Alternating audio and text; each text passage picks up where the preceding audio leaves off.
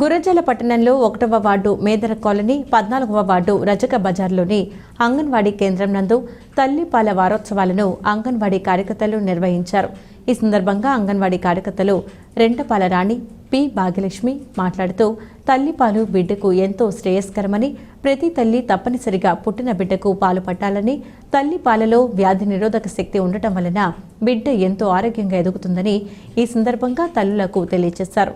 ఈ కార్యక్రమంలో ఏఎన్ఎంలు, ఆశా వర్కర్లు, అంగన్వాడీ సిబ్బంది పాల్గొన్నారు.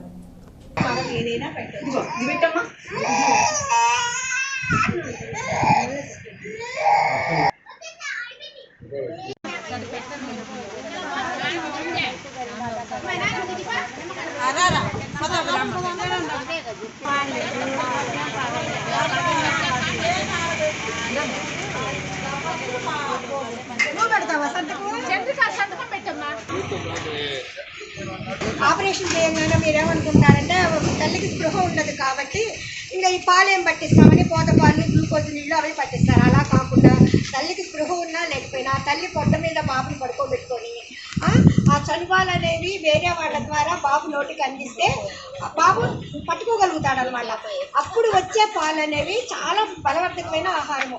అవి ఎన్ని రోగాలైనా తగ్గిస్తుంది అనమాట. ఈ ఇంజక్షన్లు ఇవన్నీ చేయించాల్సిన పని ఉండదు పిల్లలకి. అవి మీరేం చేస్తారంటే పాలు పచ్చిగా ఉన్నాయని చెప్పేసి పారపోస్తూ ఉంటారు.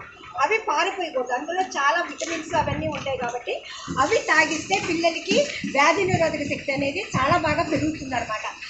వెంటనే అరగంటలోపు ముర్రుపాలు పట్టించాలి.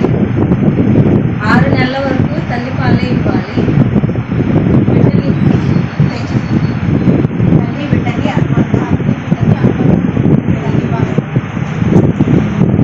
తల్లిపాలు